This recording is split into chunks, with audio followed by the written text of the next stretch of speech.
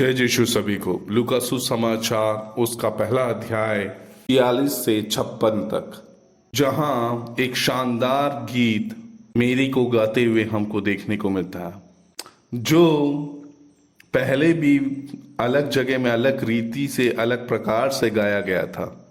हन्ना जो शमूएल की माँ थी, उसने पहले शमूएल की दूसरा अध्याय 1 से 10 तक पढ़ते हैं तो वहां हमको देखने को मिलता है। यहाँ मेरी परमेश्वर की गुणगान गाते हुए हमको देखने को मिलता है और पूरी दुनिया के लिए वो गाना गाते हुए हमको देखने को मिलता है। परमेश्वर को महापरमेश्वर, राजाओं का राजा, दुख दर्दों का राजा, दुख दर्द से, मुसीबत से, परेशानी से दूर मदद करने वाला मनुष्य और हर दुखी वृद्ध मनुष्यों के संग रहने वाला परमेश्वर करके गुणगान गाते हुए हमको देखने को मिलता है।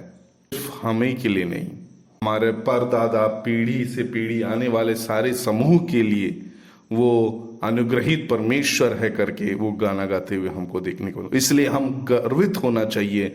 वो गाना गाते हुए हमको देखने को मिलता है परमेश्वर के दिए हुए गुणों को गुणगान गाते हुए। परमेश्वर ने मेरे को ये गुण दिया है, इसलिए मैं उसके लिए अनुग्रहित हूँ। परमेश्वर ने मुझे आज जीवित रखा है, इसलिए मैं अनुग्रहित हूँ। आज मैं जो भी हूँ परमेश्वर के कारण हूँ, कृपा के कारण हूँ, इसलिए मैं अनुग्रहित हूँ। गुणगान गाते हुए हमको देखने को मिलता है। सारे श्रेय परमेश्वर को देते हुए देखने को मिलता है। जो कुछ भी है वो परमेश्वर के कारण है। धन्यवाद करते हुए हमको देखने को मिलता है। परमेश्वर ने अब्राहम से जो वादा किया था, उत्पत्ति 22वां अध्याय 16 से 18 पद जब पढ़ते हैं, उनसे जो वादा किया था वो पूर्णता करते हुए हमको देखने को मिलता है। उसको वो समझती है, उसकी गुणवत्ता वो गाती है, उसको हम देखने को मिलता है। मेरी उससे चौंकती नहीं है, वो सारी खबरों को सुन के वो गर्वित है हो जाती है, उल्लास से गाना गाती है, क्योंकि मैं उस बच्चे का जन्म देने वाली हूँ जो परमेश्वर ने सालों पहले अब्राहम से वादा किया था। वो आने वाला प्रभु है, मसीहा है। उसका कारण, जन्म का कारण वो जानती थी। दूसरे शमूएल में 22वां अध्याय 50वां और पद में बोला जा रहा है।